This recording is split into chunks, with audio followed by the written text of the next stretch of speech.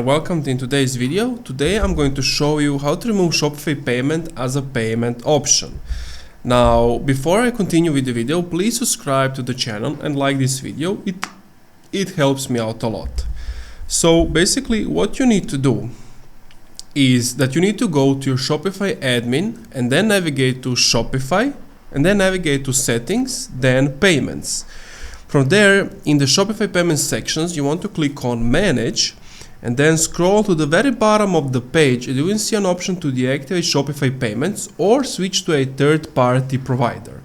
And then just feel free to select the option that suits you best. As you can see by this image, you have the option to deactivate Shopify payments, or you have an option to switch to a third-party provider.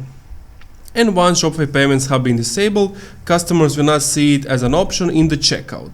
Bear in mind, if you're still selling restricted products, other third-party gateways may have their own rules and requirements you must adhere to.